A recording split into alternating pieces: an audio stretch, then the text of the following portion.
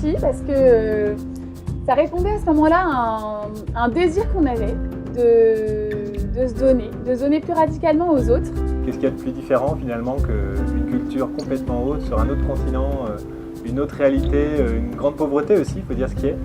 Et donc c'est là-dedans qu'on a plongé avec nos enfants. On a choisi de partir, mais après on n'a rien choisi. Rien. Donc Fidesco a choisi pour nous en fonction aussi des besoins que Fidesco avait reçus. Le centre de santé au Rwanda, c'est la première structure d'accueil pour les malades. Et donc viennent ici pour toutes les maladies courantes, essentiellement la malaria et aussi la prise en charge du VIH. Et puis aussi notre maternité permet d'accueillir toutes les femmes qui viennent accoucher au centre de santé. Fidesco m'a envoyé ici, c'était vraiment pour répondre à un besoin d'abord en gestion et en comptabilité.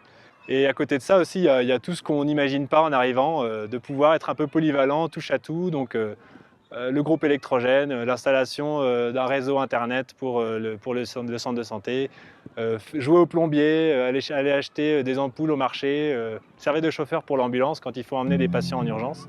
Voilà, tout ça c'est des choses, des à côté qu'on n'imagine pas et qui font aussi partie de la vie ici.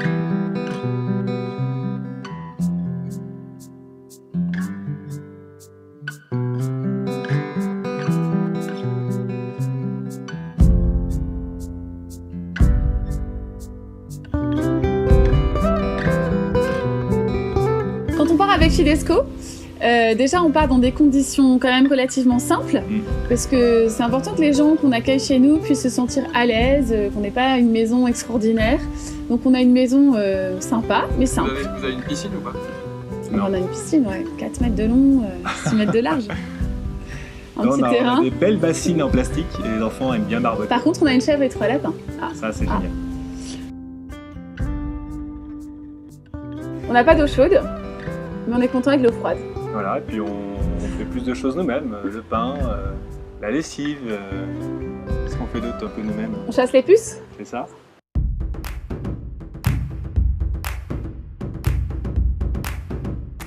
Être proche des gens, c'est passer du temps avec eux. C'est apprendre leur langue. À un moment donné, si tu ne viens pas rwandais, la mission ne marche pas. Et il faut aussi avoir un estomac rwandais. Comme on dit, il faut un ventre missionnaire. Vous voyez, donc il faut être capable de manger ce que les Rwandais mangent. Et en fait, on s'habitue. Hein. S'habiller comme les Rwandais un petit peu. C'est pas très varié, mais c'est chanter comme les Rwandais, danser comme les Rwandais. C'est ça. Et ça les rend, et ils sont hyper contents. Bon, on reste nous-mêmes.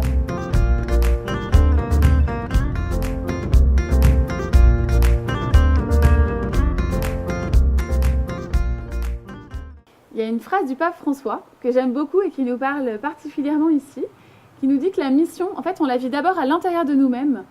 Et c'est vrai qu'ici, on le vit particulièrement parce qu'on a besoin de cette vie de prière au quotidien, on a besoin de l'adoration, de la louange, pour pouvoir être capable ensuite de se redonner à l'extérieur.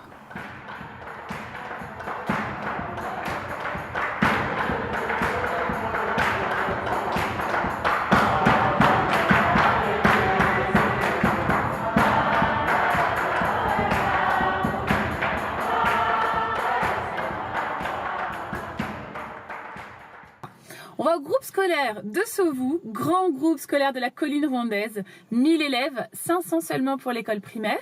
Moi j'enseigne en 6e année primaire, ce sont des enfants entre 12 et parfois 15, 16, voire 17 ans pour les plus âgés. Et on va partir pour un cours de français qui va durer 3 heures. Un cours de français qu'on va essayer de rendre vivant, joyeux, dynamique, pour donner à ces enfants l'envie d'apprendre le français. Les enfants, s'ils veulent s'ouvrir au monde, s'ouvrir à l'Afrique francophone, ils ont besoin du français aujourd'hui quand même. Moi, ce que j'aime en tant que prof ici, c'est la joie de ces enfants, c'est leur enthousiasme. Ils sont pas du tout blasés. Dès qu'on propose quelque chose d'un peu différent, ils répondent présents. C'est à qui participera le plus. Et ça, c'est merveilleux pour un prof, de sentir la joie, l'enthousiasme des enfants.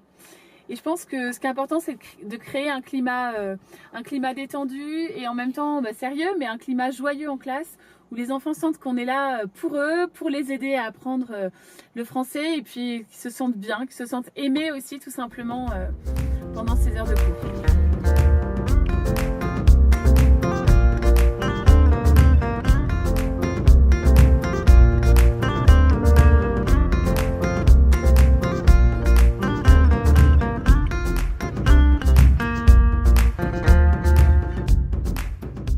Une vraie difficulté quand même, c'est c'est d'être un peu isolé dans notre réalité de blanc. Estelle a chopé le palu il n'y a pas longtemps. Voilà, c'est sûr que physiquement on trinque un peu, mais voilà, on s'en sort. Hein. Et On est vivant. ici, malgré tout, on ne peut pas chasser du regard des gens l'image du blanc qui d'emblée, dans leur esprit, dans leur mentalité, crée une distance dingue en fait. On ne se rend pas compte. Hein. Mais donc c'est à nous de faire l'effort de nous rendre proches. Et ça c'est réel, donc c'est un effort. Souvent ça nous demande un peu de le choisir.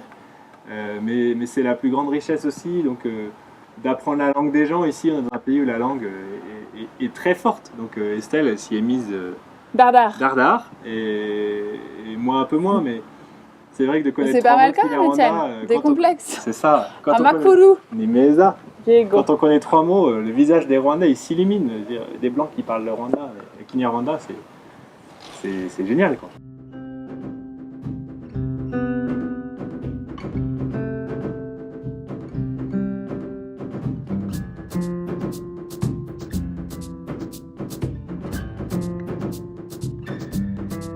C'est accepter vraiment de se laisser déranger. Se laisser déranger un peu tout le temps parce que finalement on n'est pas du tout dans une société individualiste et en ça c'est très chouette.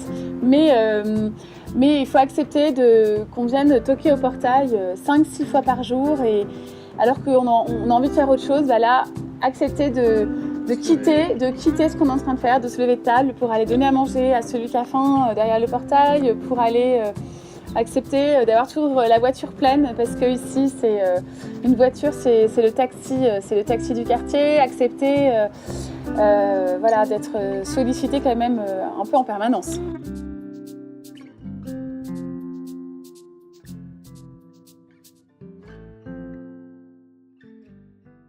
On est dans un pays, le Rwanda, et je pense l'Afrique en général, mais où Dieu est présent partout. On n'est pas là pour convaincre les gens et convertir les gens, comme des prosélytes, mais on est là juste pour donner notre témoignage de vie et aimer. La mission, ça nous agrandit le cœur. Ça élargit notre cœur, vraiment.